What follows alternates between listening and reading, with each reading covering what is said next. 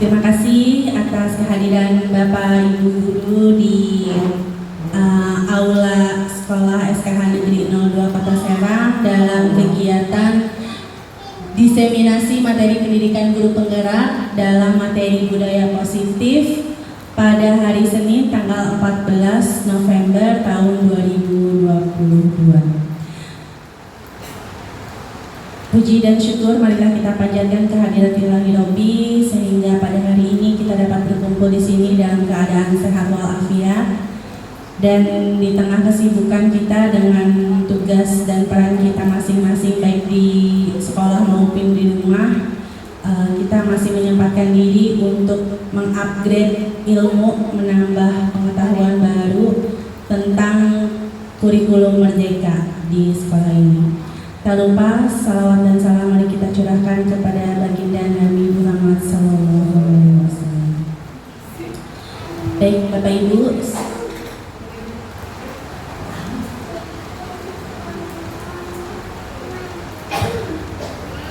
untuk sebelum masuk ke dalam materi, ada beberapa pesan yang akan disampaikan oleh Ibu Kepala dalam kegiatan guru penggerak ini, juga dalam rangka implementasi kurikulum merdeka di sekolah kita. Kepada Ibu Dr. Anda Haji Nani Wiratni MM, disilakan. Fotonya yang lengkap.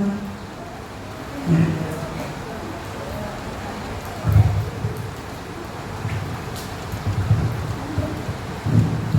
Assalamualaikum warahmatullahi wabarakatuh. Bismillahirrahmanirrahim. Wasyukurillah wa hawla wa la quwwata illa billah. Yang saya hormati khususnya para narasumber dari CGP kita ya. Apresiasi dulu deh di awal. CGP dari SKH 02 Kota Serang, Bu Rasinta, Bu Hayati dan Bu Asi. Dari sekian banyak CGP di Banten, sepertinya paling banyak dari kita. Dan sekolah lain hanya mungkin satu orang.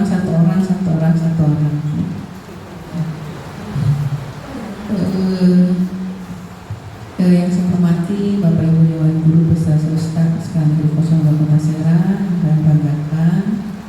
Terlebih dahulu kita panjatkan puji dan syukur kehadirat Ilahi Robbi yang telah memberikan segala nikmatnya, terutama nikmat sehat, sehingga kita semua bisa berkumpul di sini untuk melaksanakan kegiatan agenda dari CGP, yaitu diseminasi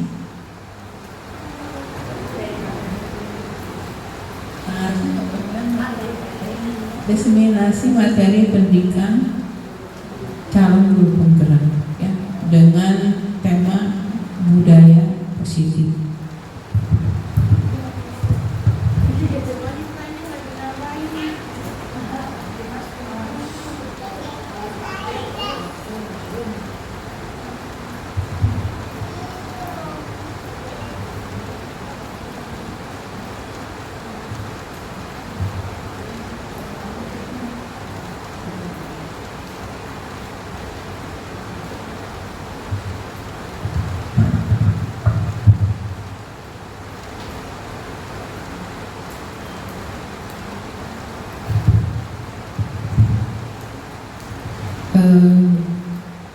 Kembali lagi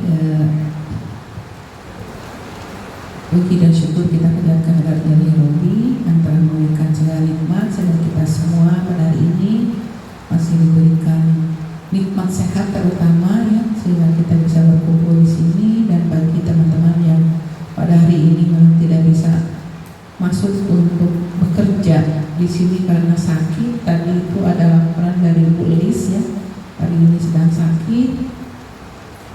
Dari dunia juga sedang sakit.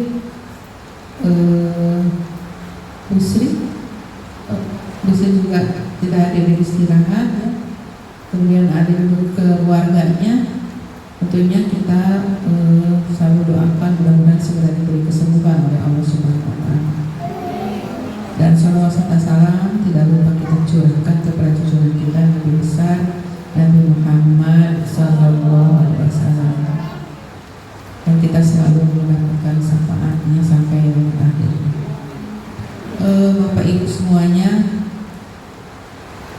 ini agenda awalnya kita tidak tahu akan divisitasi ya, hari Rabu dan Kamis. Jadi di sela-sela kesibukan dari pagi sedang mengecek kembali dokumen, salah satunya harus ada diseminasi. Nah ini contoh yang baik ya. Jadi memang dari dulu juga saya sudah menyampaikan bahwa setiap ada kegiatan itu diseminasikan ke teman-teman, dan ini jangan dianggap mudah. Spanduk itu meski sekecil apapun, makanya suka diminta buat kegiatan market day apapun gitu ya, dibuatkan spanduknya. Nah, ini salah satu yang harus diunggah di akreditasi ya. Ini salah satu yang akan diunggah nanti untuk di dokumen akreditasi. Jadi diseminasi. Dulu pernah juga sering bahkan Bu Yanti ya juga sebagai IN sering mengadakan kegiatan diseminasi. Hanya itu tadi kita kekurangan, kelemahan, suka lupa tidak membuat judul. Bu Evi itu kemarin itu diseminasi, setiap itu jadwalnya ke teman-teman itu diseminasi ya. Jadi menularkan gitu, mentransfer diseminasi itu apa yang kita ketahui kepada teman-teman sejawat atau orang tua atau siswa, itu namanya diseminasi. Yang sekarang akan disampaikan adalah materi tentang budaya positif. Ini yang sangat baik sekali. Ini berhubungan dengan kedisiplinan baik internal maupun eksternal ya. Kedisiplinan yang dari eksternal itu yaitu mungkin salah satunya contohnya kita harus memenuhi tata tertib ya, tata tertib sekolah misalkan ya, misalkan dalam berpakaian, kalau hari Senin apa, hari Selasa apa, hari Rabu apa gitu. Alhamdulillah kalau di sekolah kita sih sudah semua memenuhi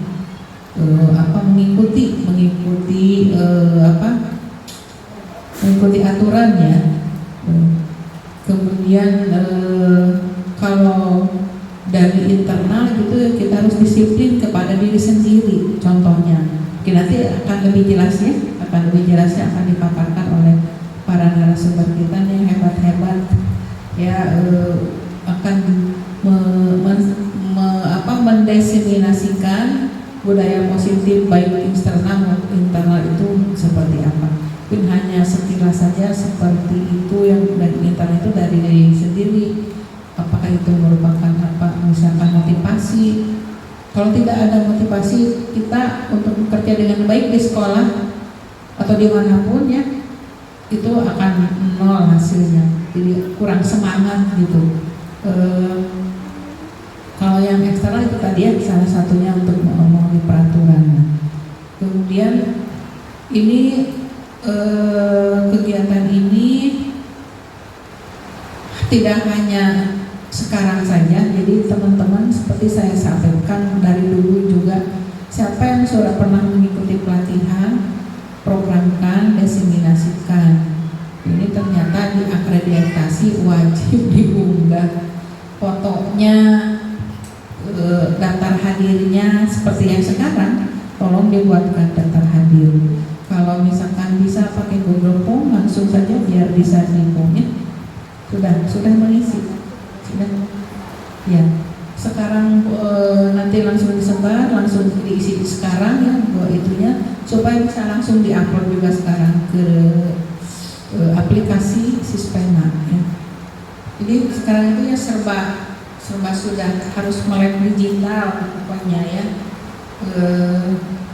Tidak ada yang tertinggal karena memang udah lebih mudah lagi kalau dengan digitalisasi ini. Tinggal HP-nya aja jangan ya.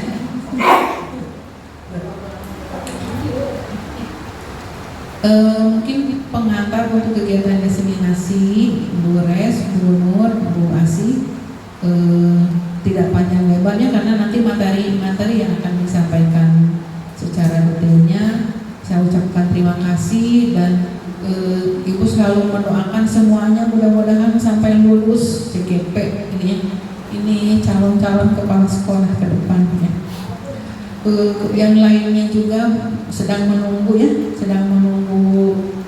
pengumuman lulus untuk angkatan 8, 9, dan 10 ya. Kemarin yang sudah memasukkan berkasnya, mudah-mudahan di bulan Desember ada pengumuman. Karena itu dilaksanakannya nanti 2023, 2024. Jadi begitu lulus kan tidak langsung sekarang. Jadi akan menjelaskan dulu ini angkatan 1 sampai angkatan 7. Angkatan 7 ya. Yang 6. Angkatan 6. Yang kemarin angkatan 7 ya. Yang sudah mulai. Yang baru mendaftar angkatan 8, 9, 10 nanti untuk tahun depannya. Mudah-mudahan banyak yang masuk ya dari kita, terutama yang sudah maksudnya yang masih masuk kriteria ya gitu. Kalau yang sudah angkatan 60-an, Bu Ane gitu, Bu Lis, Bu Ira itu sebagai pendorong motivator dari belakang ya Bu Ane ya, untuk yang keturunan Dayani ya, untuk ada Bu Lis Dayani untuk mendukung teman-teman kita atau adik-adik kita yang memenuhi persyaratan, mari ikut untuk kegiatan CGP ini. Mungkin itu saja yang ingin disampaikan, dan mohon maaf mungkin ditinggal ya, karena persiapan mungkin di sini juga Bu Yanti ya. Jadi kita hari ini harus selesai mengupload dokumen. Jadi masih ada beberapa yang belum diupload. Ditanya kenapa gitu. Jadi ternyata ada yang memang tidak bisa diupload, kemudian nanti pas visitasi besok hari Rabu Kamis itu harus ada. Nah, jadi mohon Bapak Ibu untuk hari Rabu pakai seragam yang berlaku saja pada hari Rabu yang putih. Kemudian kita pindah ke FV, tempatnya kita di sini ya. Di sini nanti di setting untuk sekretariat visitasi ya. Tinggal dipindahkan saja gitu, diganti tanggal ya. Mudah-mudahan lancar dan sukses. Alhamdulillah. Jadi tugas saya pas datang ke sini harus memperbaiki akreditasi dari C menjadi A. Sekarang di ujung tugas, sebulan lagi harus kebagian. Alhamdulillah kebagian lagi mengakreditasi. Nah itu ada beban mental juga, beban moral, ada ketakutan takut tidak sukses gitu. Berarti kan kegagalan sekolah ini adalah kegagalan kepala sekolah, itu saja. Jadi merasa bertanggung jawab untuk suksesnya kegiatan akreditasi ini. Dimohon nanti setelah ini tim akreditasi kumpul untuk mensinkronkan lagi dokumen yang sudah atau yang belum. Kemudian nanti pembagiannya dibaca nanti ya di sana. Sekarang silakan untuk dilakukan untuk diseminasi materi pendidikan guru penggerak ini dengan tema budaya positif. Seperti apa sih itu ya? Kita simak bersama yang akan disampaikan oleh ketiga narasumber kita yang hebat-hebat ini. Terima kasih atas perhatiannya. Mohon maaf apabila ada hal yang kurang berkenan. Billahi taufiq wal hidayah. Wassalamualaikum warahmatullahi wabarakatuh. Ini mah enak mainnya.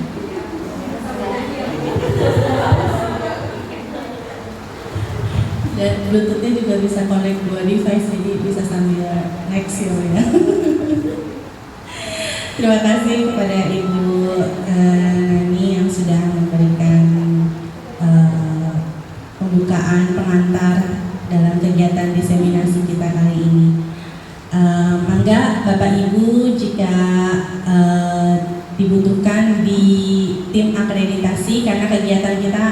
berapapun harus tetap jalan ya Bu ya, di sana jalan, di sini jalan. Jadi silakan yang bagi yang di tim akreditasi untuk bergabung dengan tim akreditasi. Terima kasih Ibu. Teman-teman, kita langsung masuk ke materi kita karena agak padat merayap. Ini kami dalam satu modul itu ada subnya sampai 4 ya, dan satu sub itu 2 minggu. Tapi ini kita satu modul dijadikan 1 jam kurang lebih ya. Jadi padat merayap materinya. Tapi insya Allah nanti saya dan teman-teman akan mencapaikan yang intinya yang harus segera diaplikasikan dalam kegiatan kita di sekolah ini. Baik Bapak Ibu, kami bertiga ini akan menyampaikan materi. Yang pertama akan disampaikan oleh Ibu Sutarniasi kepada Ibu Asih, disilakan.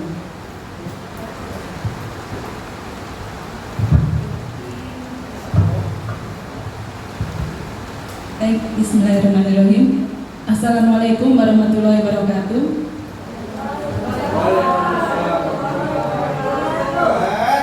Mohon izin berdiri ya Ibu.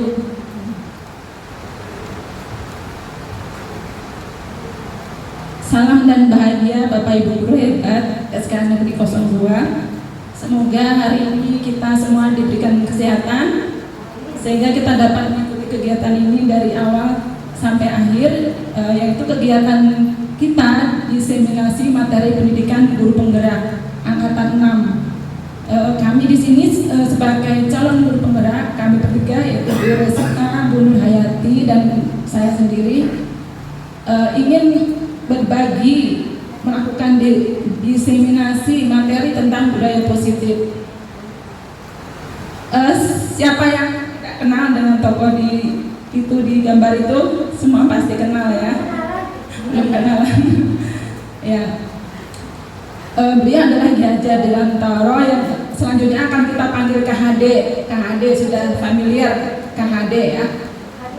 Beliau adalah tokoh pendidikan nasional dan diperingati setiap tanggal berapa ya Bu?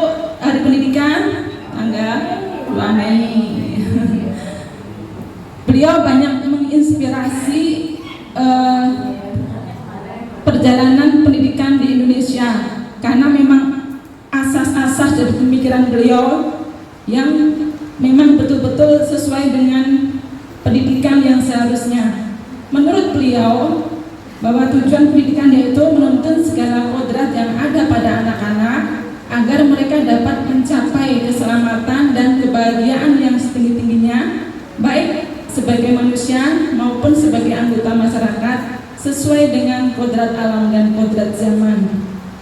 Kodrat alam di sini maksudnya sesuai dengan culture sosial budaya di lingkungan kita.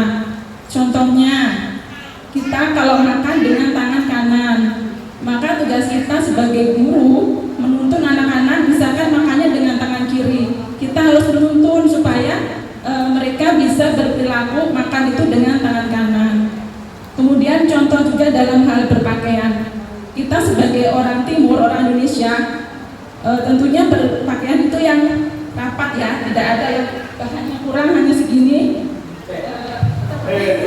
Ibarat itu ya, itu bukan budaya kita. Nah, kita sebagai guru harus memberitahu, harus menuntun anak-anak kita supaya menyesuaikan dengan culture budaya di Indonesia. Kemudian yang hubungannya dengan kodrat zaman, kodrat zaman sekarang sudah abad 21 ya. Otomatis kita harus memiliki keterampilan abad 21. Contohnya, sekarang kan udah zaman gadget-gadget, kemudian laptop, kemudian komputer, pokoknya yang udah canggih ya. Bagaimana kita mau mengajari murid kita belajar mengetik di laptop? Ya kita belajar dulu ya, otomatis ya. Bagaimana cara browsing materi di Google, bagaimana cara mengirim email dan lain sebagainya. Otomatis kita harus belajar lebih dulu. Kemudian dalam proses menuntun, anak diberi kebebasan, namun pendidik sebagai pamong memberi tuntunan dan arahan agar anak agar tidak kehilangan arah dan membahayakan dirinya. Kita sebagai pamong jadi tetap mengawal perjalanan dari proses pendidikan anak-anak kita, jangan sampai keluar dari jalur-jalur pendidikan ya. Kemudian yang kita kenal sampai sekarang dengan semboyan Ingat sosung tulodo ing matio mangun karso tuturi handayani. Ya, itu istilah bahasa Jawa ya. Ya, artinya mungkin singkatnya di depan memberi contoh, di tengah memberi semangat, di belakang memberi dukungan. Ingat sosung tulodo artinya menjadi teladan, memimpin contoh kebajikan yang patut ditiru atau yang baik untuk dicontoh oleh orang lain. Kemudian juga memiliki kelakuan sifat yang baik dan lain-lainnya. Kemudian ing madya mangun karso artinya kita menyemangati, kita sebagai guru memberdayakan dan membuat orang lain memiliki kekuatan untuk dapat mengeksplor kemampuan dirinya. Kemudian tuturi handayani artinya kita bisa mempengaruhi, memelihara dan memprovokasi keterampilan kebajikan serta kualitas positif agar orang lain bisa tumbuh dan maju. Next, beres. Nah, sekarang miskonsepsi. Apa itu miskonsepsi? Ya, artinya konsep yang salah dalam keseharian kita mengajar. Kata Dr. William Glasser, teori kontrol, meluruskan beberapa miskonsepsi tentang mana kontrol. Ada ilusi bahwa guru itu mengontrol murid. Betul? Yang selama ini? Ya, ternyata pada dasarnya kita itu tidak dapat memaksa murid untuk berbuat sesuatu jika murid tersebut memilih untuk tidak melakukannya. Teori kontrol menyatakan bahwa semua perilaku itu memiliki tujuan, bahkan terhadap perilaku yang tidak sesuai. Ya, kadang-kadang anak kita nggak mau masuk kelas, apa itu tantrum, ngamuk gitu ya. Ternyata kalau kita selidiki ada motivasi yang lain gitu. Dia tidak mau masuk itu ada faktor lain. Kenapa? Ternyata belum makan, misalkan seperti itu. Jadi tidak bisa kita paksakan. Ayo, yang penting masuk dulu. Ya, nggak bisa seperti itu ya. Kemudian ada miskonsepsi yang lain bahwa semua penguatan positif itu efektif dan bermanfaat. Ternyata menurut Dr. William Glasser, penguatan positif atau bujukan itu suatu saat itu tidak efektif. Ya, di situ segala usaha untuk mempengaruhi murid agar mengulangi suatu perilaku tertentu adalah suatu usaha untuk mengontrol murid. Dalam jangka waktu tertentu, kemungkinan murid itu lama-lama akan menyadarinya dan mencoba untuk menolak. Kemudian tentang ilusi bahwa kritik membuat orang merasa bersalah itu dapat menguatkan karakter. Artinya karakter yang tidak baik ya, menggunakan kritik dan rasa bersalah untuk mengontrol murid menuju identitas yang gagal. Maksudnya begini, misalkan anaknya telat, terus bapak guru bilang, kamu datangnya sudah telat, mana nggak pinter-pinter belajarnya. Ya, itu artinya kita memberikan label yang negatif. Itu akan selamanya, ya, itu menjadi karakter yang negatif. Jadi istilahnya dia menjadi, dalam otaknya ya, saya itu sudah malas sekolah, sering telat, saya itu juga nggak pinter-pinter. Ya sebenarnya yang harus konseling itu gurunya ya. Di sini memang tempatnya anak-anak yang kurang ya, karena kita memang mendidik anak-anak berkebutuhan khusus. Next, ilusi bahwa orang dewasa memiliki hak untuk memaksa. Ya kadang-kadang orang dewasa memang suka memaksa ya. Perilaku memaksa tidak akan efektif untuk jangka panjang dan sebuah hubungan permusuhan akan terbentuk. Ya maksudnya kalau kita anaknya kerjakan, aku tidak mau, misalkan gitu. Ayo kamu harus tulis gitu. Itu lama-lama dia akan benci mungkin dengan kita ya. Ketemu itu Bu Asi nanti disuruh-suruh lagi. Mungkin berpikiran seperti itu. Jadilah sebuah permusuhan, nggak mau lagi gitu ya. Nah sekarang ada sebuah paradigma yang baru, paradigma belajar yang semula dari stimulus respon, realitas kebutuhan kita sama. Itu ternyata menurut teori kontrol, realitas kebutuhan kita tuh berbeda. Kebutuhan belajarnya juga masing-masing anak tuh berbeda. Ada si A ini butuh kemampuan berhitung karena belum bisa hitung. Si B ternyata butuh belajar membaca karena belum bisa membaca. Jadi tidak bisa dibiah-biah disamaratakan gitu. Kemudian semua orang melihat yang sama. Menurut teori kontrol, semua orang itu memiliki gambaran yang berbeda. Kemudian perilaku buruk dilihat sebagai kesalahan. Nah, sebenarnya menurut teori kontrol ini semua perilaku itu memiliki tujuan. Yaitu tadi seperti tadi ya, nggak mau masuk kelas. Ternyata dia tujuannya pengen makan dulu karena belum sarapan, seperti itu. Kemudian orang lain bisa mengontrol saya. Menurut teori kontrol, hanya Anda yang bisa mengontrol diri Anda. Saya bisa mengontrol orang lain. Menurut teori kontrol, Anda tidak bisa mengontrol orang lain. Hanya orang lain yang bisa mengontrol dirinya. Pemaksaan ada saat bujukan gagal. Nah, ini sepertinya dalam sehari-hari suka ada gitu. Kalau udah dibujuk, ayo dong masuk kelas, ayo. Lama-lama kan suka kesabarannya kita diuji ya. Lama-lama ya ada pemaksaan mungkin. Nah, menurut teori kontrol itu kita membutuhkan kolaborasi dan konsensus untuk menciptakan pilihan baru. Jadi nggak mau masuk, terus maunya apa? Aku mau mewarnai di sana di bawah pohon. Oke, ayo mewarnai. Udah selesai baru kita ajak ke kelas. Itu maksud dari teori kontrol, paradigma baru ya. Nah, kemudian model berpikir yang semula menang, ada yang menang, ada yang kalah. Menurut teori kontrol itu kita hendaknya diarahkan untuk menerapkan model berpikir menang-menang, win-win solution ya. Bapak Ibu, apakah kita siap untuk berubah dari paradigma yang lama menjadi paradigma yang baru menurut teori kontrol ini? Insya Allah ya.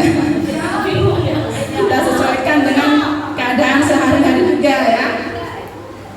Next. Nah, sekarang tentang disiplin positif. Mendisiplinkan anak-anak murid adalah bagian paling menantang dari pekerjaan seorang guru. Setuju? Setuju ya.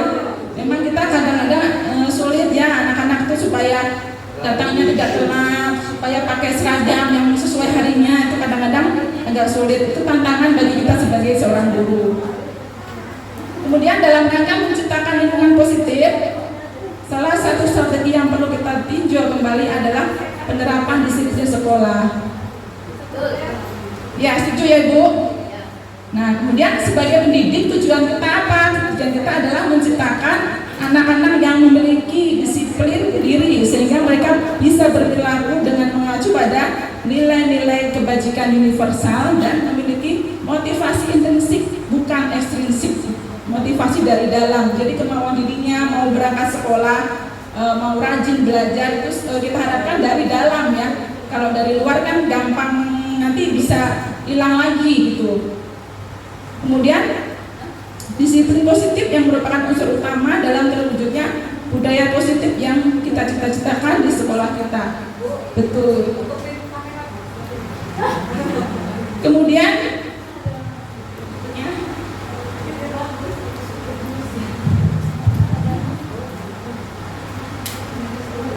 menurut Bapak pendidikan kita, Bapak KHD menyatakan bahwa di mana ada kemerdekaan, disitulah ada disiplin yang kuat.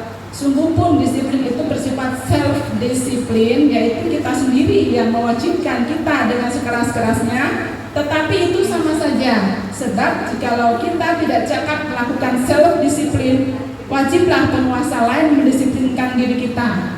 Dan peraturan demikian itulah harus ada di dalam suasana yang merdeka. Nah, ini nih, tajam banget nih. Kalau kita tidak bisa mendisiplinkan diri kita, wajiblah penguasa yang mendisiplinkan kita. Artinya ini yang berhubungan dengan tata tertib ya. Mungkin minimal dari sekolah, kepala sekolah yang akan mendisiplinkan kita. Atau mungkin kalau agak parah, kakak-kakak yang lain, kabit, kadis, otomatis mau mendisiplinkan kita. Ya, betul ya. Kemudian disiplin itu sendiri tidak selalu berhubungan dengan tata tertib. Ada disiplin yang membuat seseorang itu dapat menggali potensinya menuju sebuah tujuan. Dengan kata lain, disiplin diri juga mempelajari bagaimana kita mengontrol diri dan bagaimana menguasai diri untuk memilih tindakan yang mengacu pada nilai-nilai kebajikan. Baik, sampai di situ. Kemudian saya ingin membagikan apa sih praktek baik saya selama saya menjalani CGP ini. Berdasarkan peran guru penggerak, yang pertama bahwa guru penggerak itu sebagai pemimpin pembelajaran. Pembiasaan yang saya lakukan sehari-hari yaitu membangun pembiasaan budaya baik sekolah, diantaranya mencuci tangan dengan sabun dan di keran air yang mengalir di keran, kemudian juga membaca surat-surat pendek. Kemudian saya juga sudah menerapkan menciptakan pembelajaran yang menyenangkan bagi siswa. Di situ di fotonya agak gelap ya. Yang pertama, saat membiasakan mencuci tangan, itu saya membimbing satu persatu karena memang murid-murid saya keadaannya mereka anak-anak autis. Kemudian yang kedua ini dalam menciptakan kemandirian, saya juga berkolaborasi dengan orang tua. Saya ngobrol dengan orang tua sejauh mana anaknya butuh kemandirian. Di situ Rizky ya, saya tanya ke bapaknya, sebenarnya yang dibutuhkan Rizky apa Pak? Di rumah sudah bisa apa? Ternyata untuk sehari-hari dia sudah bisa dan hanya butuh sosialisasi. Dia ingin Rizky itu bisa ngobrol dengan teman-teman gitu, seperti itu. Jadi saya sesuaikan program kemandirian dengan apa yang dia butuhkan. Kemudian ini sebenarnya dia lagi main bola ya, main bola di dalam kelas. Kalau anak-anak sudah boring ya, karena anak-anak saya kebetulan anak-anak autis, perhatiannya itu tidak akan lama, setengah jam gitu udah ngintip-ngintip ke gorden, ada gitu ya. Ada Pak Sarji lagi nyiram-nyiram dan longok gitu. Jadi saya alihkan dulu yang hal-hal yang menyenangkan, mungkin main bola, lempar tangga bola seperti itu. Kemudian yang tengah ini Hasbi ini sedang latihan menyapu ya. Itu dalam rangka menanamkan kemandirian anak-anak didik saya. Karena di rumah mungkin karena jarang disuruh ya. Menurut orang tua, kalau disuruh sama orang tuanya agak susah. Jadi saya masukkan dalam program kemandirian untuk anak-anak itu bisa menyapu dan mengepel lantai. Nah kemudian praktek baik saya yang sudah berjalan, saya menjadi coach bagi guru lain dalam bidang keterampilan membatik.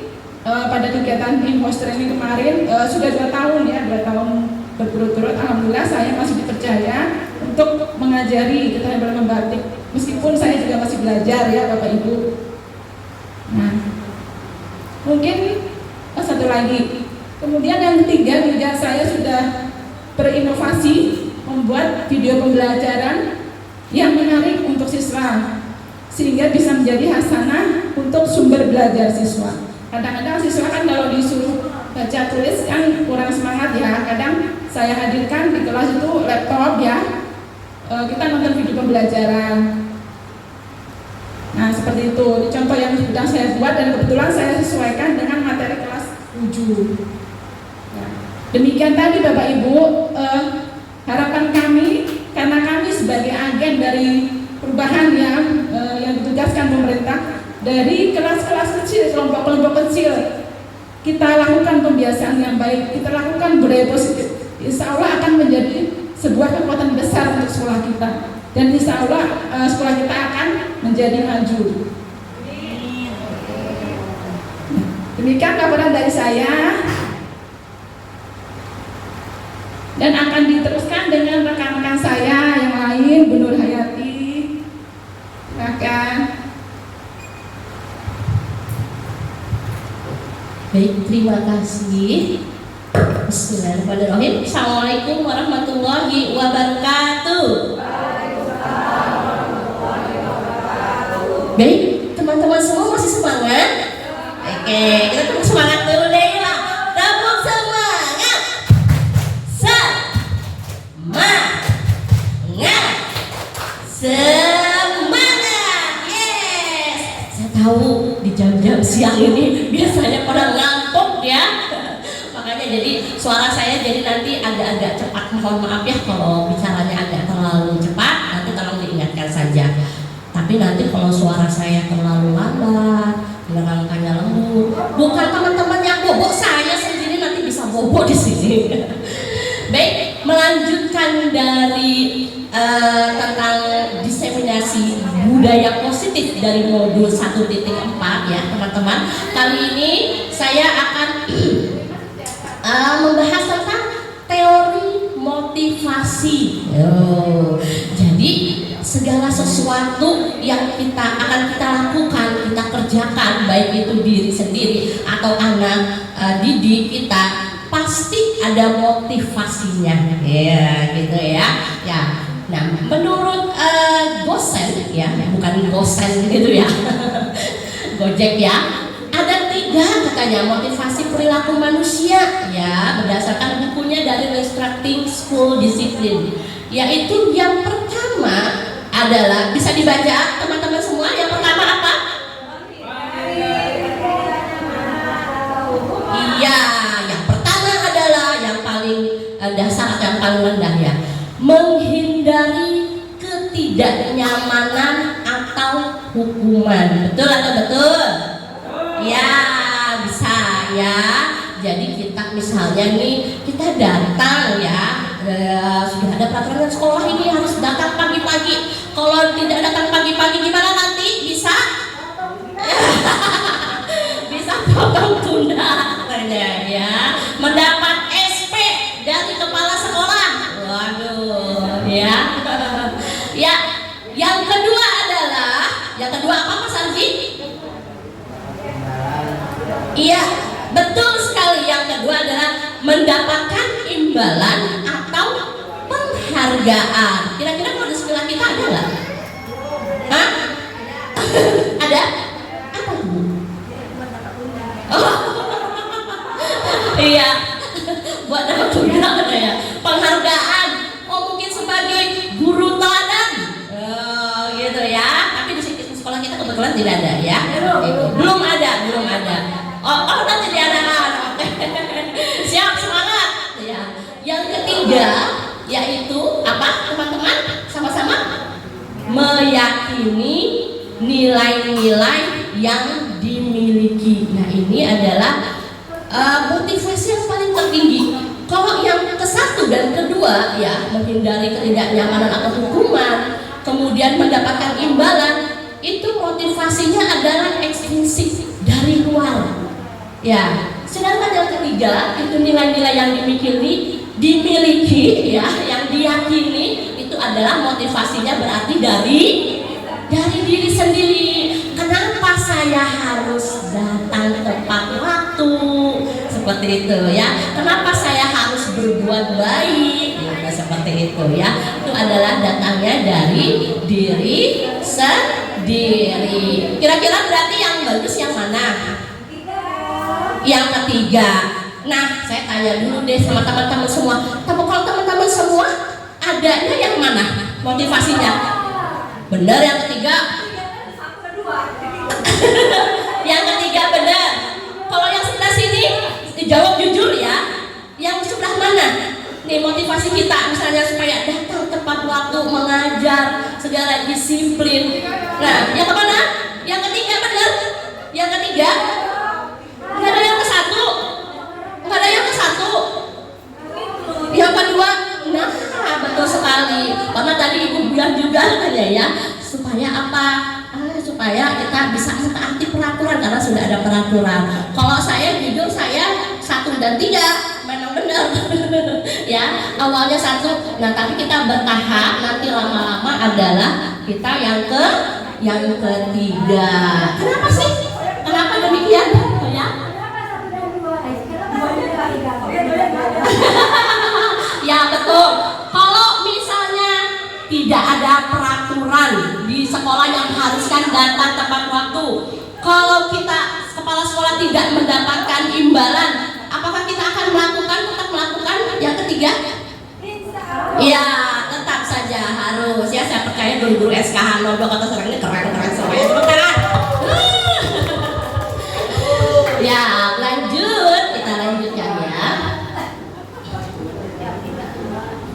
Nah, teman-teman, gelap sekali sepertinya ini.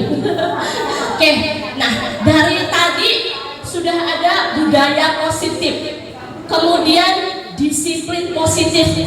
Kenapa sih harus ada kata positif di belakangnya? Apa bedanya? Kenapa harus pakai kata positif? Ya, karena ini perbedaannya. Iya, terima kasih. Ya, ya, karena kita harus memulai sesuatu yang positif. Karena selama ini ketika kita berbicara tentang disiplin, berarti terlihatnya seperti apa? Seperti apa? Seperti paksaan, betul tidak teman-teman semuanya? Ya, disiplin, harus nih, gitu ya. Tapi ketika ada kata positif, nah itu nanti akan ada internal. Memang diyakini nilai-nilai dari diri sendiri. Oh iya, saya sebagai seorang guru yang akan memberikan teladan, kayak tadi ya, menyambung dari teori Hajar Dewantara, bahwa guru harus memberi teladan, memberi contoh yang baik. Saya melakukan ini karena saya sadar saya sebagai seorang guru, ya kan, yang saya yakini bahwa memang harus hadir tepat waktu, dan saya akan memberikan contoh teladan kepada anak-anak saya. Bagaimana saya bisa menciptakan supaya anak-anak bisa teladan kalau gurunya sendiri suka datang terlambat.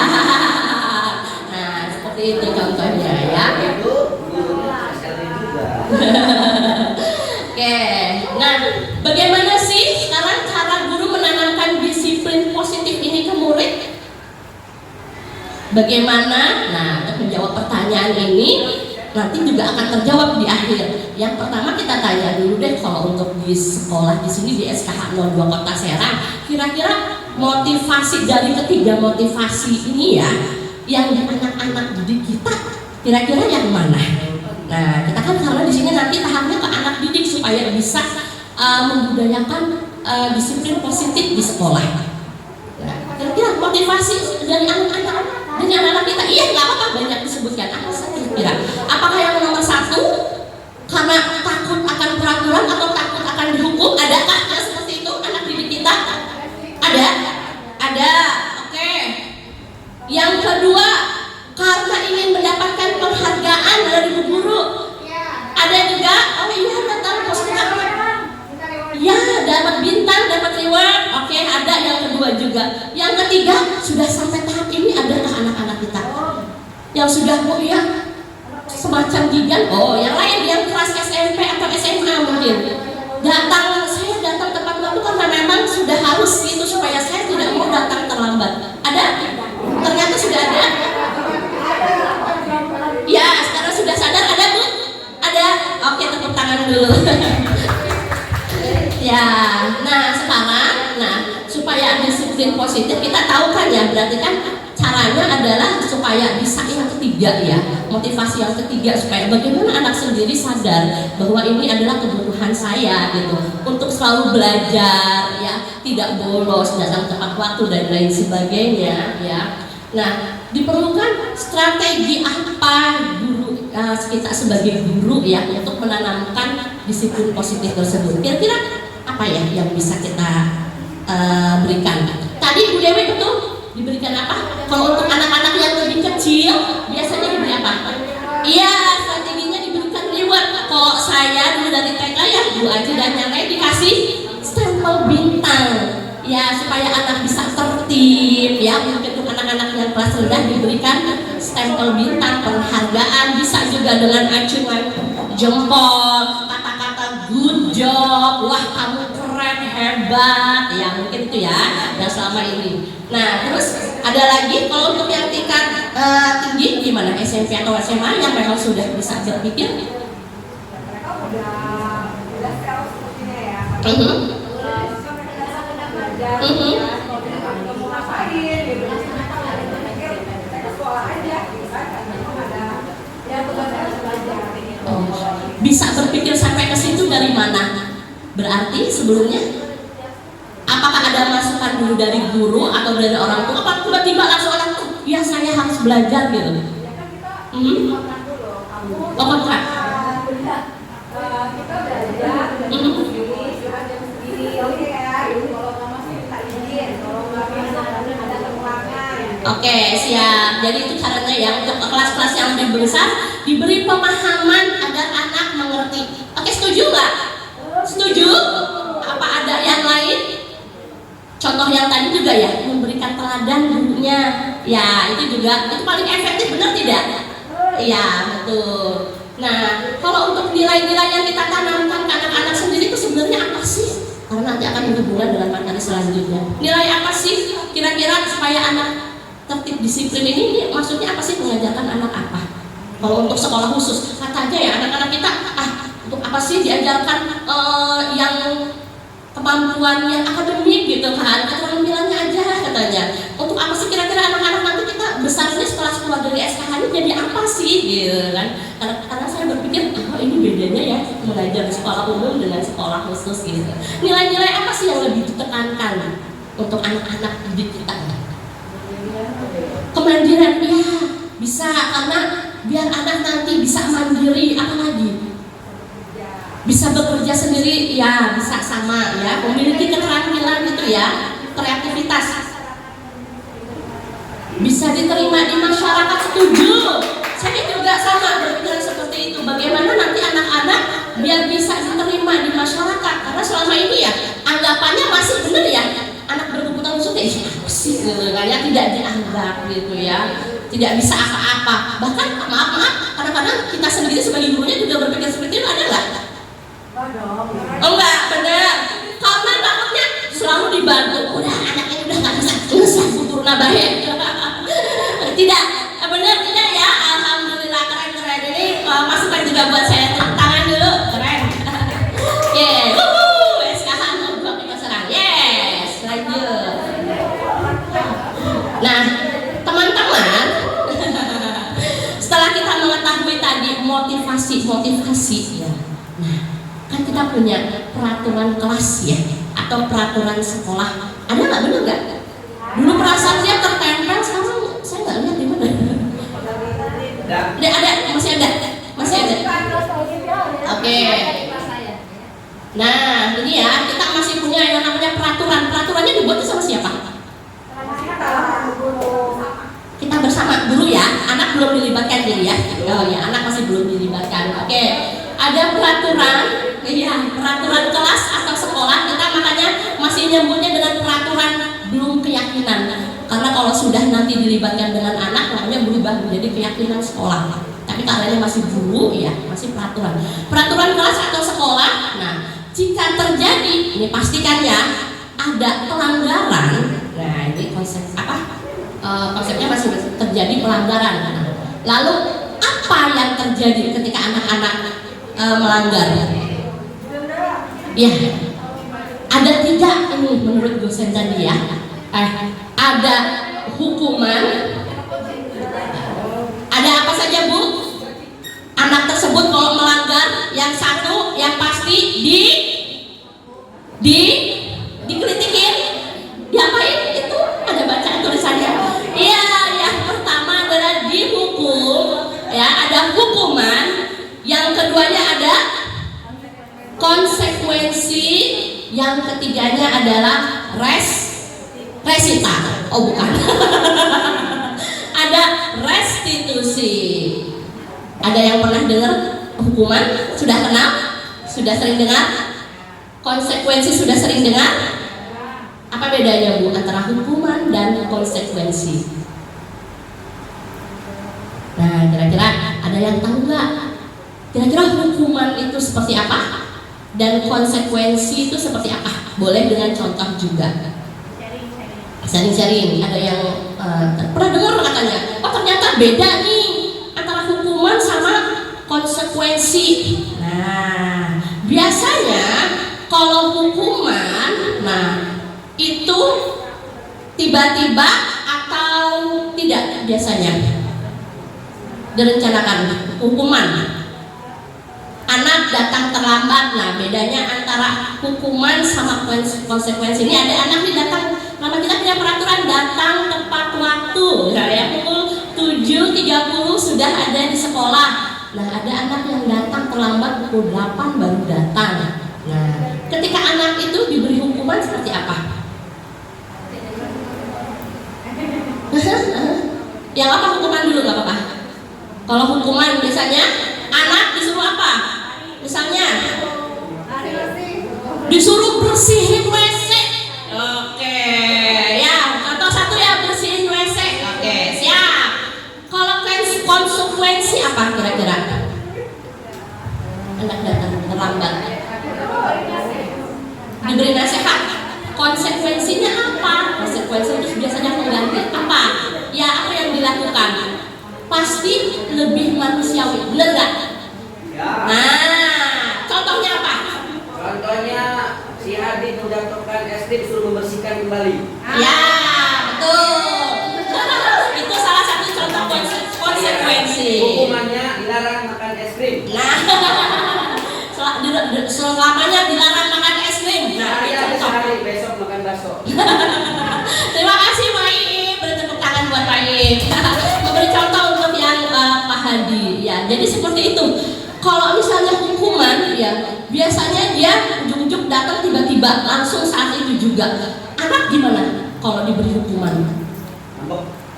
Biasanya, sedih, marah, malu, kesal, ya kan ya? Seperti itu. Kalau konsekuensi, bagaimana tadi? Ayo. Ya, bisa dia menerima akhirnya ya, walaupun ngedumel sedikit ya, tapi ya karena itu sudah konsekuensi ya yang harus dia jalani, konsekuensi yang harus dia jalani. Berarti sebelumnya dia sudah tahu dulu. Bisa jadi karena sudah ada kesepakatan, dia sudah tahu sebelumnya. Nah, itulah perbedaan antara hukuman sama konsekuensi. Dan sifatnya juga, kalau hukuman dia tidak bersifat mendidik. Kalau konsekuensi dia bersifat mendidik dan mengganti, seperti itu. Nah, ya. Nah, yang kedua, yang ketiga adalah restitusi. Nah, ini kata baru nih, kata baru tapi sebenarnya sudah sering kita dengar juga ya. Nah, saya bacakan untuk restitusi menurut dosen ya, yaitu proses menciptakan kondisi bagi murid untuk memperbaiki kesalahan yang tadi dia perbaiki ya, sehingga kembali kepada kelompok dengan karakter yang lebih kuat. Nah, itu ya. Terus restitusi juga merupakan proses kolaborasi antara anak, guru ya, yang mengajarkan murid mencari solusi permasalahannya ya, membantunya berpikir tentang seperti apa yang mereka inginkan dan bagaimana memperlakukan orang lain. Jadi ketika anak-anak membuat suatu kesalahan ya, tidak dihukum dan tidak diberi konsekuensi, tapi direstitusi. Artinya apa? Anak tersebut disuruh memikirkan kembali kesalahannya apa, ya, disuruh mengakui sendiri dari dalam diri. Bener nggak sih salah gitu kan? Bener gitu kan. Nah, terus kemudian apa yang harus diperbaiki untuk memperbaiki kesalahan tersebut? Apa yang harus dilakukan? Nah, itu ditanyakannya adalah ke anaknya sendiri ya. Jadi kita guru hanya cuma bertanya saja. Jadi anak nanti yang akan memperbaiki sendiri, sehingga dia nanti punya karakter yang lebih kuat, karakter yang diyakini. Tuh, kenapa kamu melakukan seperti itu? Oh iya ya, karena itu tidak baik. Dia sendiri yang tahu gitu kan. Jadi secara tidak sadar nanti anak akan menjadi mempunyai nilai karakter yang lebih kuat. Dia akan melakukannya secara sendiri dari dalam diri sendiri, tidak dipaksa. Nah, inilah yang dinamakan disiplin positif ya. Jadi memang dari dalam diri sendiri tanpa ada paksaan. Oke, baik teman-teman, sampai sini paham ya tentang disiplin positifnya ya, dari motivasi dan hukuman, konsekuensi dan restitusi. Lanjut Bu Resmita. Nah, ini perbedaannya ya antara hukuman, disiplin dan restitusi, ada di bagannya. bahwa yang identitas gagal, kita sebagai guru gagal menerapkan disiplin ya positif ya, itu adalah dengan adanya hukuman. Ya, dan identitas suksesnya adalah dengan konsekuensi. Jadi bukan tidak boleh ya konsekuensi, boleh. Konsekuensi dan restitusi itu yang boleh. Nah, bagaimana caranya? Ya kita karena mengingat anak kita berkebutuhan khusus, termasuk saya pribadi sendiri, saya bisa nggak sih ya menerapkan seperti ini, mengikuti pendidikan guru penggerak? Ada beberapa hal yang memang tidak cocok gitu kan untuk anak-anak berkebutuhan khusus, belum bisa diterapkan, terutama untuk anak-anak yang memang memiliki hambatan intelektual, ya. Jadi belum bisa berpikir seperti itu. Nah, contohnya ya, misalnya ya. Oh sudah. Oke, ya apa contoh? Nah ini teman-teman, yuk kita tebak-tebakan. Apa? Lanjut. Nah di sini ada 1, 2, 3, 4, 5, 6, 7. Ya oke, coba ditebak manakah yang hukuman dan manakah yang konsekuensi. Nah, yang ke-1, mencatat 100 kali di dalam buku kalimat saya tidak akan terlambat lagi karena terlambat ke sekolah. Kira-kira itu hukuman atau konsekuensi? Alasannya apa? Yang hukuman, alasan kenapa? Konsekuensi kenapa? Yang hukuman kenapa karena hukuman? Oh jangan ada apa-apa. Namanya berpendapat sah. Sah-sah saja, silakan, boleh ya. Iya, merdeka belajar. Tapi alasannya akan dilanjutkan sama Bu Resi. Ya udah, yang konsekuensi dulu. Kenapa disebut ini konsekuensi? Bu Ana, konsekuensi apa hukuman setujunya? Yang sebelah sini deh, yang sebelah sini. Konsekuensi aja. Konsekuensi. Oke. Kalau yang sebelah sini? Konsekuensi. Yang hukuman siapa? Tidak ada. Majelis. Bu Nanis, ada yang katanya hukuman? Oke, kalau misalnya hukuman ini kira-kira membuat malu tidak? Tidak. Apakah ada yang mendidik dari sini? Ada. Ada? Apa? Iya, betul. Ditanamkan. Apa tepuk tangan? Ya, betul. Ini jawabannya adalah konsekuensi. Keren. Yang kedua, lari mengelilingi lapangan basket 2 kali karena terlambat hadir di sekolah. Hukuman apa konsekuensi? Hukuman. Ada yang jawab konsekuensi? Ada Bu Resi. Nggak ada. Oke, betul. Hukuman. Yang ketiga, membersihkan coretan yang dibuatnya di meja tulis. Hukuman atau konsekuensi? Wes, mantap. Pada apa? Kencang jawabnya. Pada apa? Kenapa itu pada apa? Maaf ya. Iya Pak Hadi. Oke. Yang ketiga, salah ketiga, ulang lagi. Yang keempat, bertelanjang kaki sepanjang hari karena tidak menggunakan sepatu warna hitam sesuai peraturan sekolah. Hukuman. Kira-kira benar nggak sih peraturan seperti ini? Menggunakan sepatu warna hitam sesuai peraturan sekolah, harus seragam pakai sepatu hitam, setuju? Setuju. Kenapa? Karena apa sih? Nilai apa? Dari itu tuh harus media seragam. Jadi kalau yang itu kan warnanya begitu terusnya harganya mahal. Oh, Kan siap. Tidak ya kita. Oke, keseragaman ya. Iya, siap. Terima kasih Bu Aner. Yang kelima, berdiri di depan kelas sambil mengangkat kaki 1 karena tidak bisa menjawab pertanyaan. Zaman dulu banget ya. Siapa yang masih? Silakan ya. Nomor 6, kehilangan 10 menit jam istirahat untuk mengerjakan tugas karena terlambat datang dan tertinggal pelajaran selama 10 menit. Konsekuensi apa hukuman? Ya betul, konsekuensi karena dia ada penggantinya ya. Nomor 7, lari mengelilingi lapangan basket 2 kali karena terlambat 10 menit untuk pelajaran PJOK. Hukuman apa? Konsekuensi? Apa? Hukuman apa konsekuensi? Tadi hukum.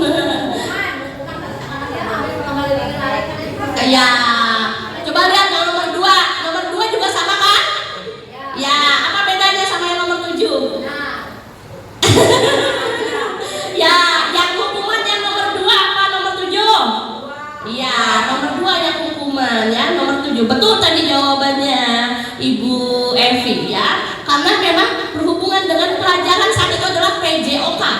jadi lari mengelilingi lapangan. Dia memang pas kegiatan PJ OK. Terima kasih teman-teman, keren. Tepuk tangan dulu dong, mana semangatnya biar gak ngantuk. Lanjut. Nah teman-teman, ada lagi nih, tadi kan sudah ya diberi hukuman, ada konsekuensi. Nah yang paling tinggi adalah ada restitusi.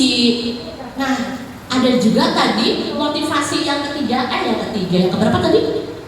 Yang kedua ya, karena untuk mendapatkan penghargaan.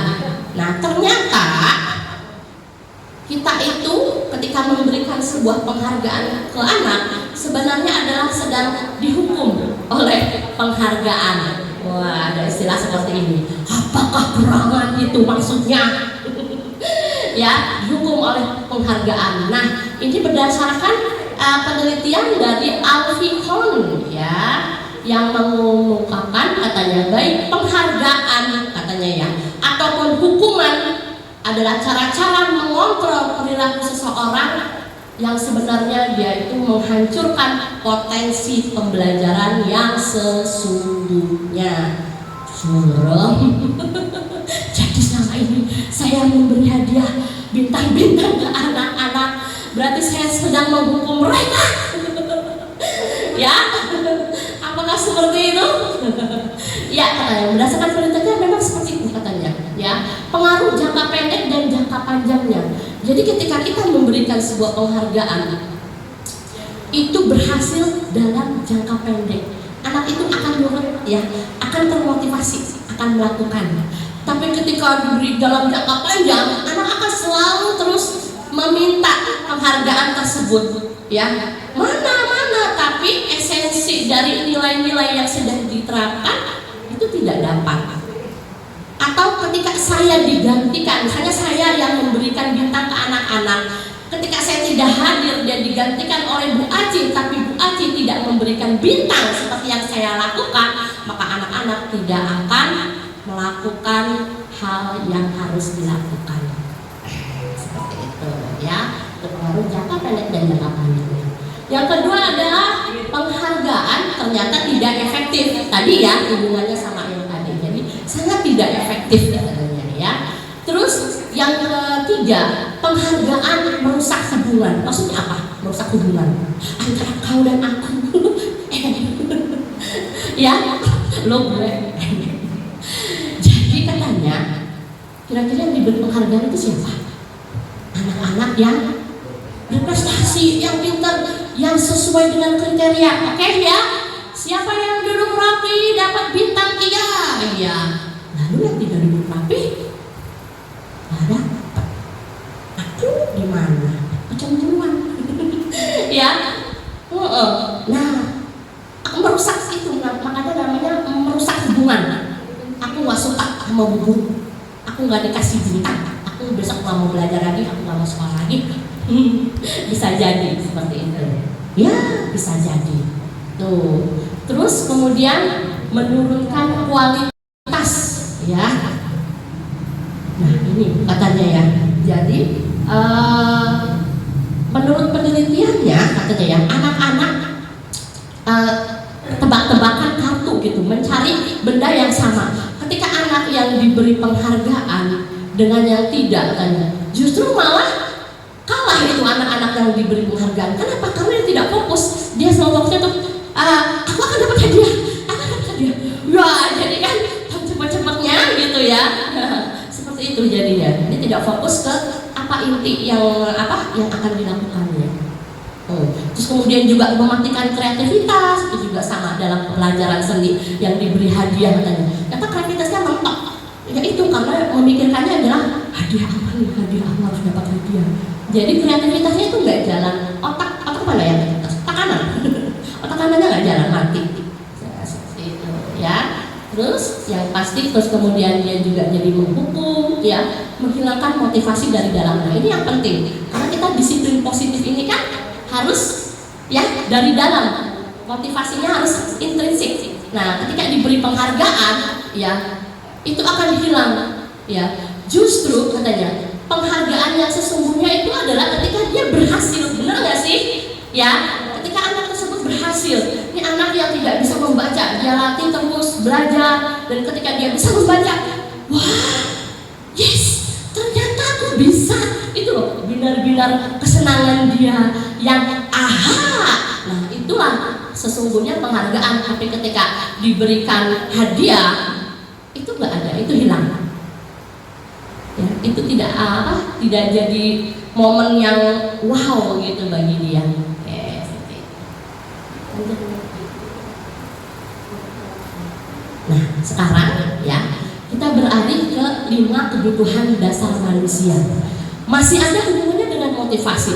Ketika seseorang melakukan sesuatu, ya, mengerjakan sesuatu, ya, kemudian ada motivasinya, ya, terus kemudian ada pelanggaran, ya. Kira-kira kenapa dia melakukan pelanggaran?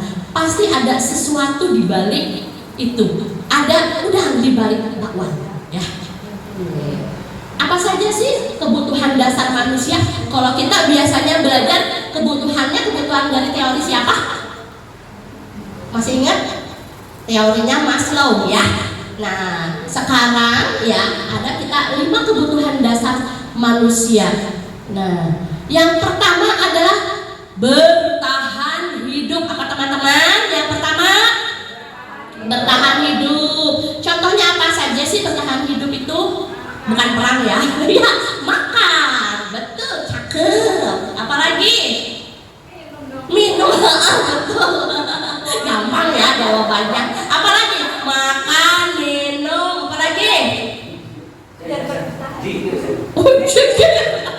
Ya betul, ada yang Maha Esa ya. Apalagi? Bertahan hidup. Apalagi? Iya, tidur. Apalagi?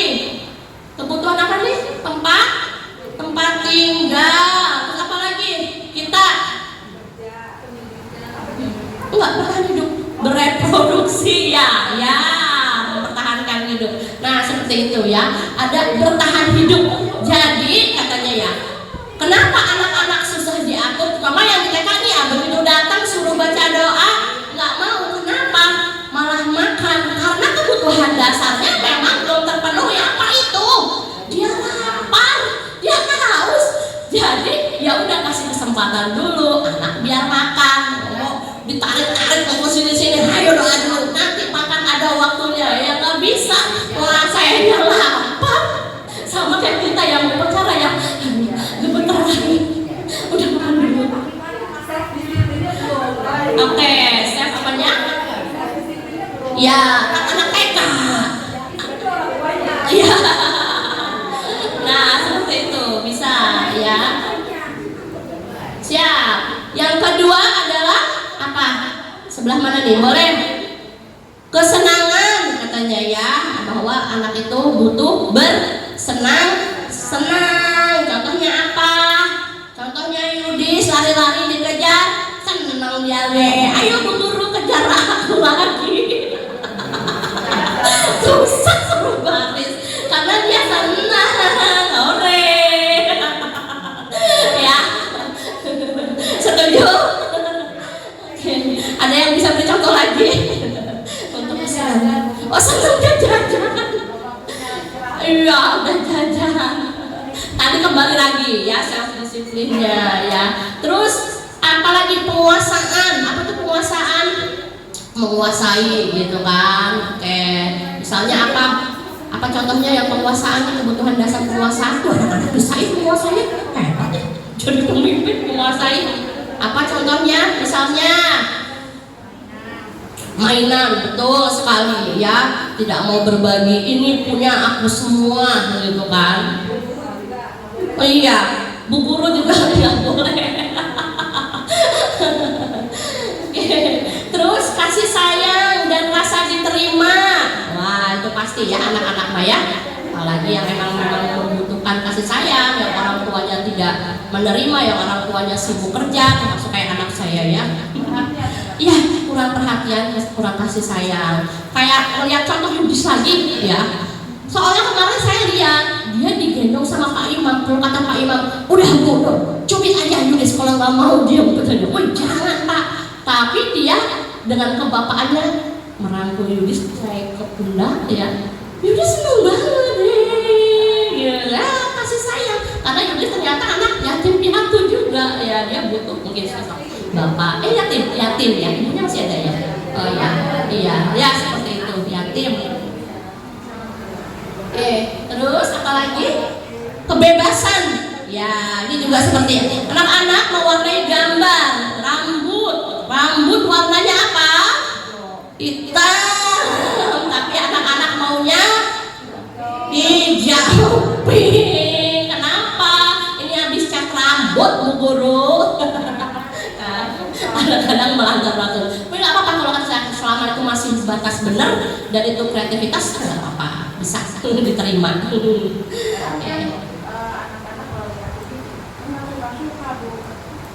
Apanya? Suka-suka harus ada alasannya. Suka-suka itu bukan jawaban yang ini ya, kurang ya. Suka-suka itu kenapa? Boleh, oh iya mungkin bisa ditambahin sama guru. Oh kamu ternyata suka warna hijau gitu kali ya, mungkin karena suka warnanya. Oke, yuk sekarang kita let's change. Iya. Ternyata teman-teman, kapasitas untuk berubah ada dalam diri kita. Tadi seperti yang disampaikan di sebelumnya ya. Jika kita dapat mengidentifikasi kebutuhan apa, tadi ya kebutuhan ya, 5 kebutuhan dasar. Kebutuhan apa yang mendorong perilaku kita, motivasi kita ya, maka perubahan perilaku positif. Nah ini yang akan kita capai nanti ya.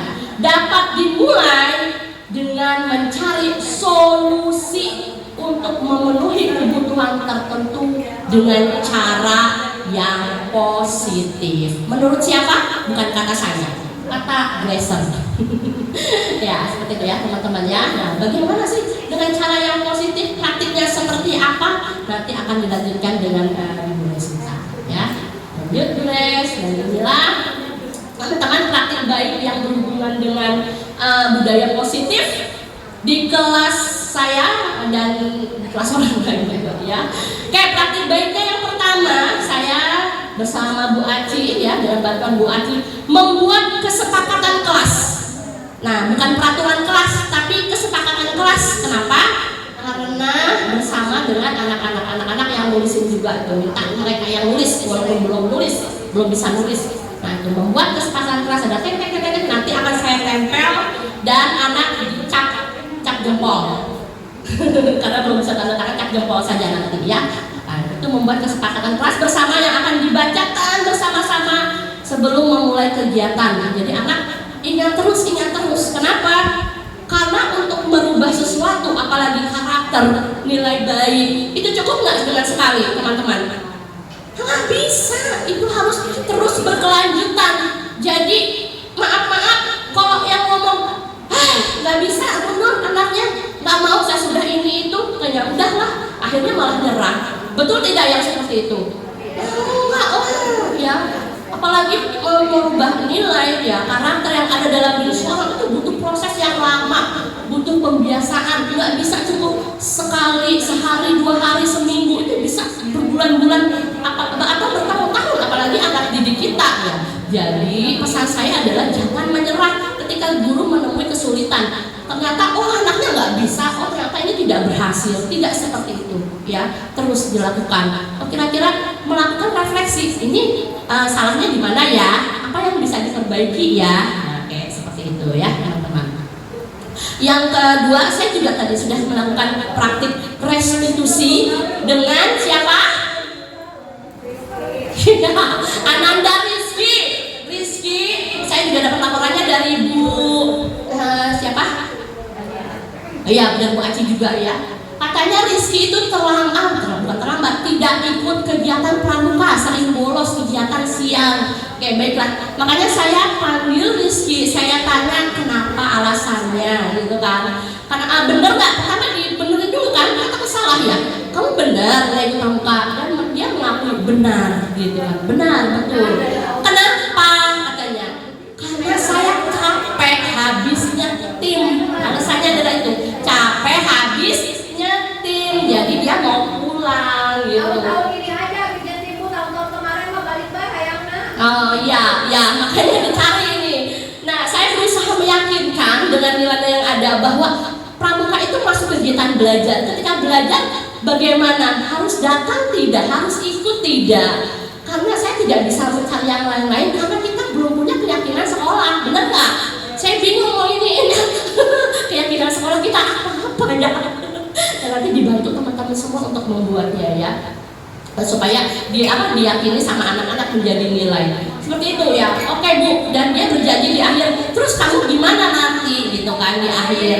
Oh iya Bu, ternyata pramuka itu bermanfaat bagi dia katanya. Dia bisa bikin tenda. Saya tanya, kalau tenda pramuka kamu bisa apa aja? Tanya, oh ya belajar masak, belajar ini katanya ya. Oke, bermanfaatnya buat Kiki. Iya Bu. Oke, janji ya. Iya Bu. Tapi ketika tanyain besok lagi, ternyata bolos lagi ya. Bolos lagi. Saya tanya lagi. Kemarin kan sudah bikin video, katanya senang tidak bikin video, senang Bu masuk YouTube katanya. Kenapa tidak masuk lagi pramuka? Bu, saya pulang sekolah gantian sama mama disuruh ngasuh adik. Nah, kebutuhan dasarnya mana tuh? Ya kan? Ngasuh adik. Kan bingung alasannya. Ya nggak alasannya, kalau alasan begitu berarti kan harus dicari solusinya gimana. Kan nggak bisa bantah dong. Masa kita kalah ya dengan alasan seperti itu. Ya dibangun makanya karakternya selalu diingatkan. Kenapa? Karena nggak ada ngingetin sih. Oh enggak, emang suka bolos udah kan ditungguin kan jadinya. Oh ya udah. Nah kan jadinya gitu. Kan nggak gitu caranya. Ayo tetap dibangun, dimotivasi, diajak Pak Sani dan pramuka selalu diingatkan gitu ya Bu ya. Ya betul, mantap. Oke deh. Terus ya siap. Nah terakhir ada kebiasaan membuang sampah ya.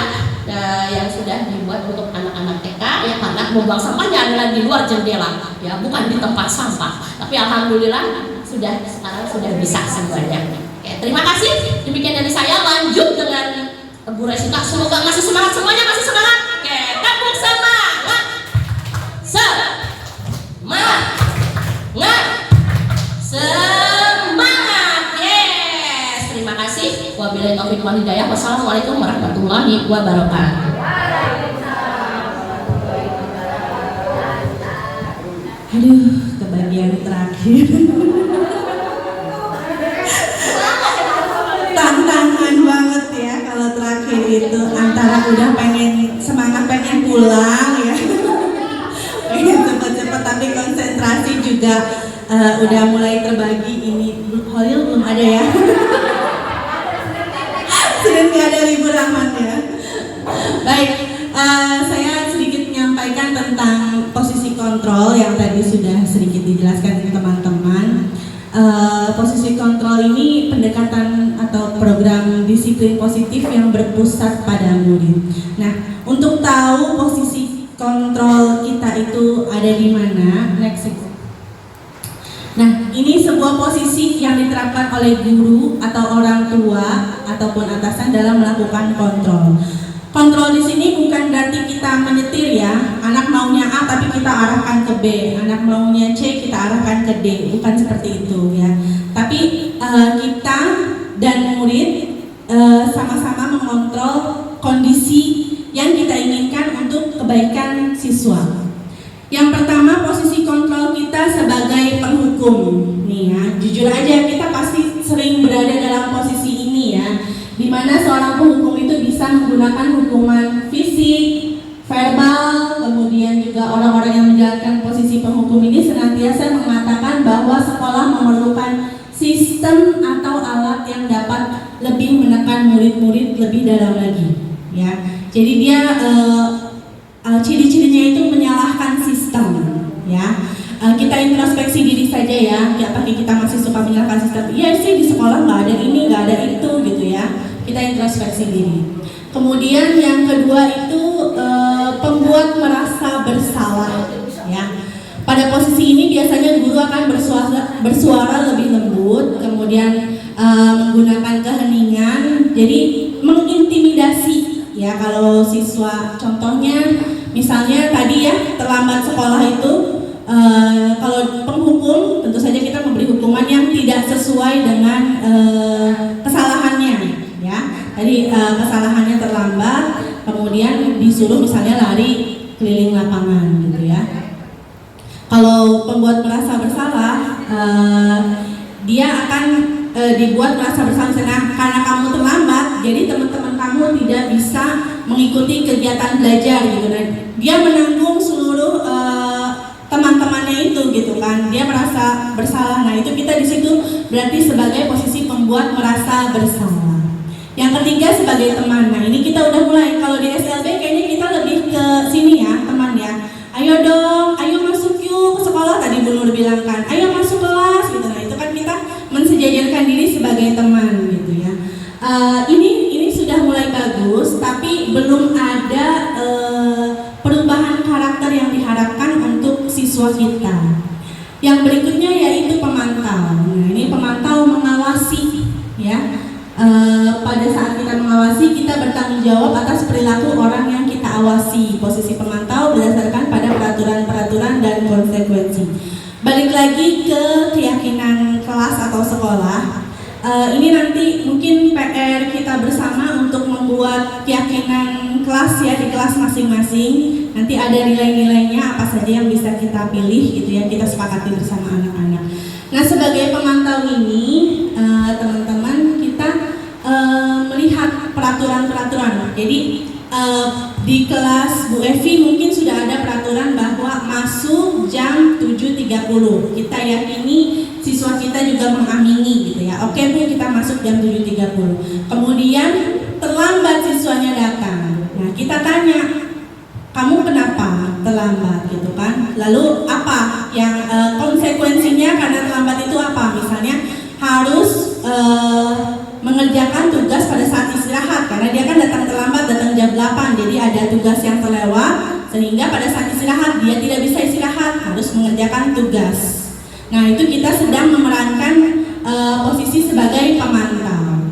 Dan yang kelima ini posisi manajer. Kalau ini saya lebih sering kenal dengan teknik coaching gitu ya. Jadi kita menggali ke siswa kita supaya dia bisa menemukan masalahnya dia apa, kemudian konsekuensinya apa, kemudian jalan keluarnya, solusinya apa, dan ganti rugi. Nah, perbedaan dari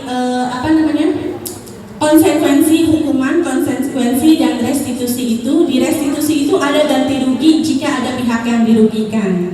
Misalnya kalau tadi terlambat masuk gitu kan, itu kan untuk dirinya sendiri, jadi tidak ada yang dirugikan. Tapi misalnya siswa berantem, bertengkar, ada yang dipukul, kemudian berdarah gitu kan. Nah, konsekuensinya apa kalau misalnya seperti itu? Kalau memukul siswa, misalnya siapa kemarin itu yang emosi itu Ihsan sama Fajar ya yang emosi ya. Nah itu ya. Saya pernah lihat itu ya kan. Nah, berantem nih, misalnya Fajar memukul atau menonjok Ihsan sampai berdarah. Konsekuensinya apa untuk Fajar? Kalau misalnya Ihsan sampai dibawa ke puskesmas misalnya gitu, berarti konsekuensinya apa buat Fajar nih?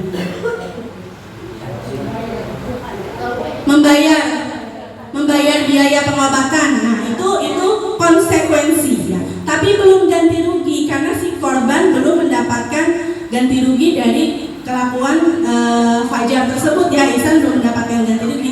Ganti ruginya apa? Karena kan Ihsan setelah berobat itu dia sakit. Ya kan, misalnya tangannya berdarah, jadi nggak bisa nulis. Nah, ganti ruginya itu adalah misalnya Fajar menjadi juru tulis bagi Ihsan selama Ihsan sakit. Jadi Ihsan mendapatkan kompensasi dari peristiwa tersebut. Ya, jadi bukan cuma konsekuensi yang diterima oleh Fajar, tapi juga ada kompensasi yang harus diberikan kepada Ihsan dengan menjadi misalnya juru tulisnya. Itu ya, perbedaan restitusi itu ada kompensasi untuk korban jika ada korban ya. Nah, berikutnya yaitu keyakinan kelas. Nah, ini apa sih keyakinan kelas? Bedanya apa dengan tata tertib ya? Tata tertib itu biasanya dibuat oleh guru sendiri, walaupun kita sudah menyepakati dengan siswa gitu, tapi umumnya adalah dibuat guru gitu ya pada awal masuk pembelajaran tuh atau pelajaran baru kita buat tata tertib kelas gitu ya. Ini kalau keyakinan kelas itu nilai-nilainya. Jadi bukan gini, kalau tata tertib itu gini. ya. Tapi kalau keyakinan kelas itu saya, guru dan murid meyakini untuk datang tepat waktu. Jadi berapapun waktu yang ditetapkan, dia datang tepat waktu. Itu adalah keyakinan, contohnya seperti itu. Kemudian apalagi biasanya tata tertib? Seragam misalnya ya, seragam misalnya.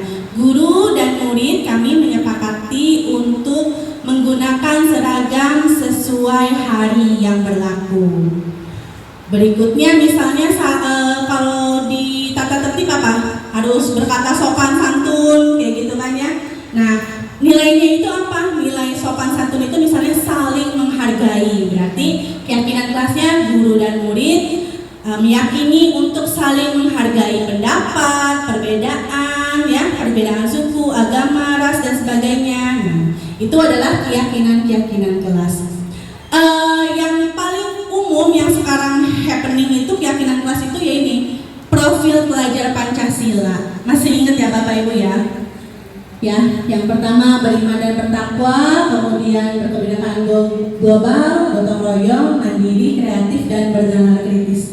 Ini Bapak Ibu, ini adalah kunci sukses pendidikan kita. Jadi apapun Bapak Ibu bikin RPP, bikin modul ajar, bikin silabus, apa mengacunya pada ini. Bikin kegiatan Bapak Ibu ya, kegiatan apa market day, kemudian pramuka, apalagi kemarin kita banyak banget literasi juga ya. Nah itu nilai ini Bapak Ibu yang kita asah, kita tonjolkan buat keluar dari menjadi karakter murid-murid kita. Next please. Nah ini ada beberapa perusahaan yang memiliki nilai-nilai perusahaan yang mungkin bisa kita adaptasi ya untuk di kelas kita. Yang pertama itu ada, ini ada berapa nih? 1, 2, 3, 4, ke bawahnya 1, 2, 3, 4, 5, 6, 7, 8, 9, 10, 40. Ada 40 nilai. Nanti Bapak Ibu bisa pilih keyakinan kelas mana bersama anak-anak yang akan disepakati. Misalnya peduli, apakah perlu di kelas diyakini untuk sama-sama peduli ya, rajin, integritas, rasa hormat. Nah ini juga mungkin untuk sekolah kita ya, nanti bisa dipraktekkan, kita sama-sama membuat keyakinan sekolah untuk pendidik dan tenaga pendidikan ya. Ini ada 40, nanti Bapak Ibu bisa baca, bisa diterapkan. Nah, bisa ada gotong royong ya, gotong royong kan di kelas perlu tuh. Kemudian percaya diri juga perlu. Lalu apa lagi? Komitmen. Nah, kreatif ada, juga keadilan ya. Nah, itu nanti kita menjadi nilai-nilai yang diterapkan di kelas kita masing-masing. Tentu saja kelasnya Bu Lilis dengan kelasnya Bu Yuli pasti berbeda keyakinan kelasnya, sesuai dengan kondisi kelas dan anak ya. Berikutnya. Nah ini ternyata di sekolah kita sudah ada, ini baru di print. Saya juga baru lihat kemarin, minggu kemarin kan saya tidak ada ya, hari Jumat saya nyampe sini sekolah, lihat wah ternyata sudah ada di Belasi ya gitu ya. Kurang lebih sama nih, 8 etos kerja yang kondusif dan nilai-nilai karakter berlandaskan budaya bangsa. Nah ini ternyata harusnya ini adalah kesepakatan antara seluruh warga sekolah ya.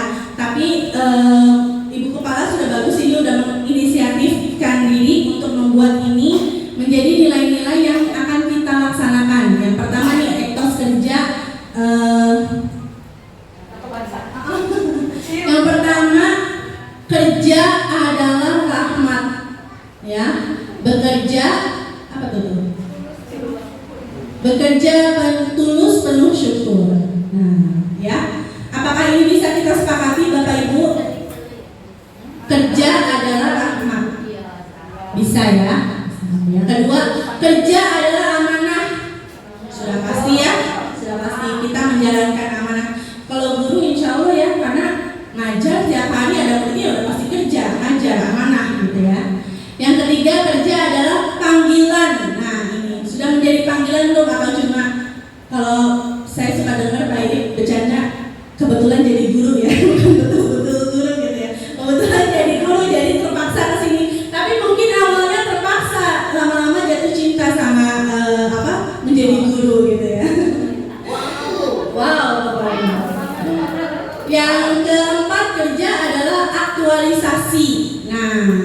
Ibu kan sudah belajar untuk menjadi guru itu tahapannya panjang sekali ya.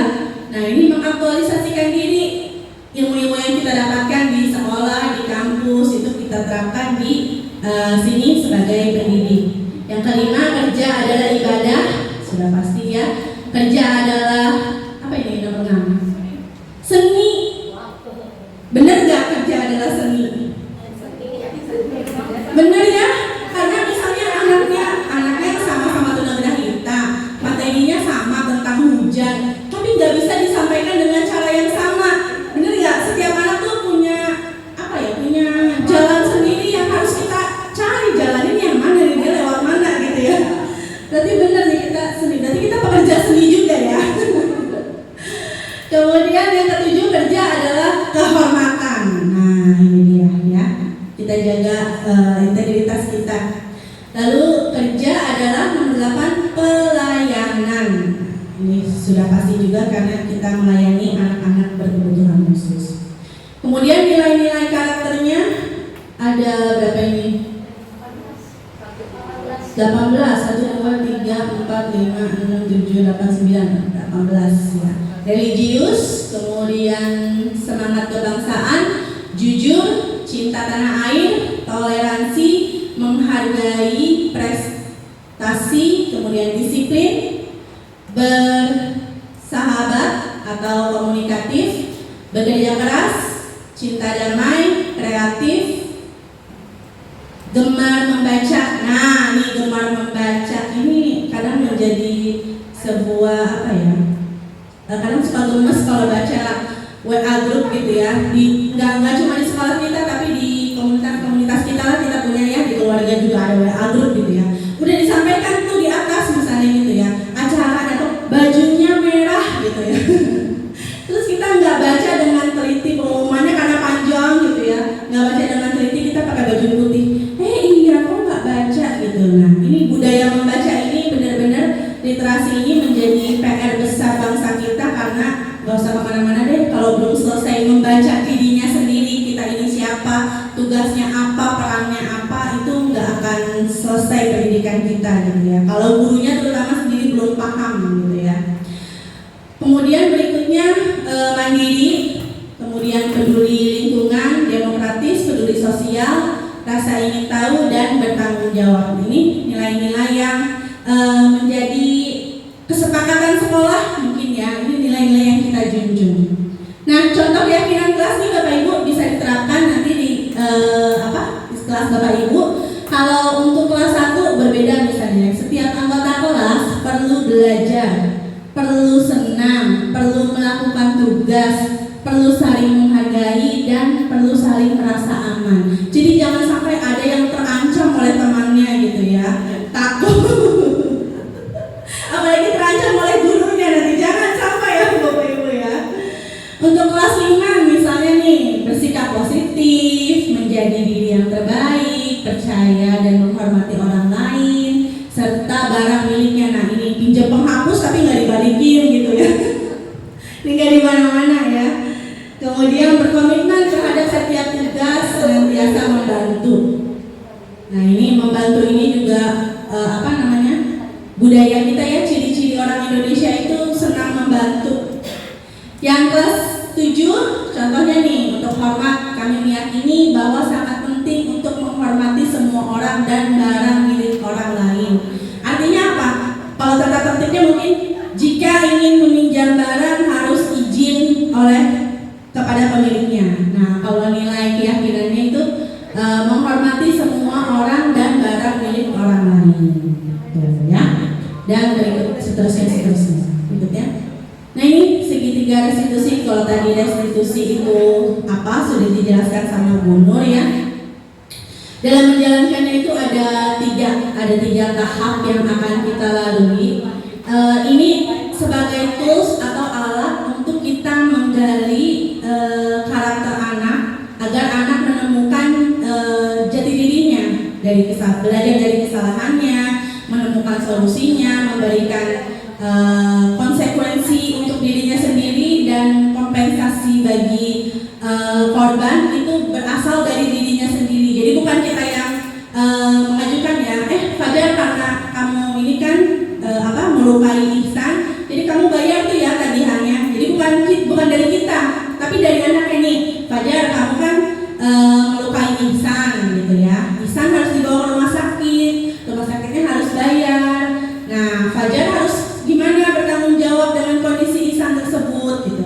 nanti kita harapkan Fajarnya mengerti dan bilang bahwa baik Pak, nanti saya yang bayar gitu kan. Makanya tadi Bu Nur bilang agak susah memang di SLB ini diterapkan ya, tapi bukan dari tidak bisa, mungkin dari hal-hal simple.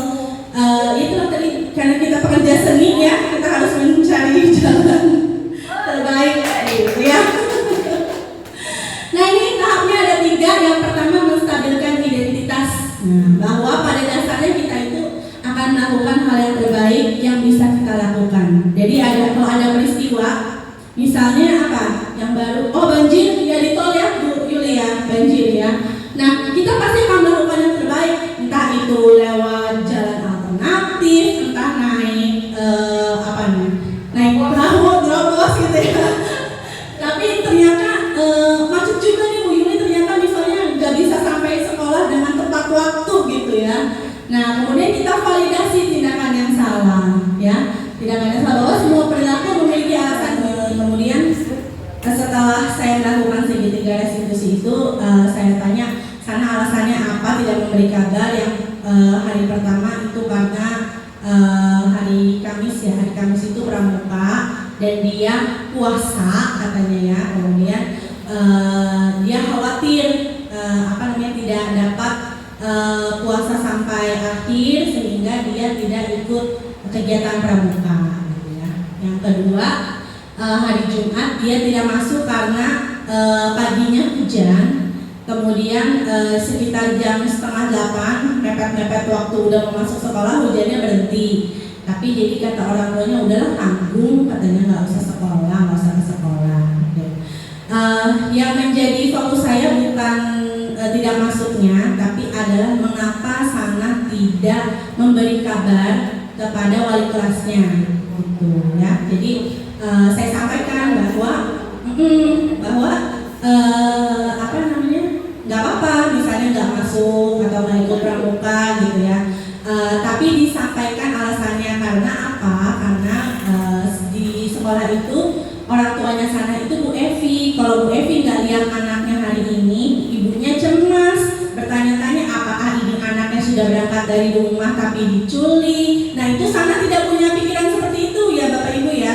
Ketika saya sampaikan dia kaget gitu. Oh iya ya, ibu guru saya berpikiran seperti itu. Saya takut diculik, saya takutnya bolos kalau yang nakal mungkin main ke tempat game atau apa gitu ya.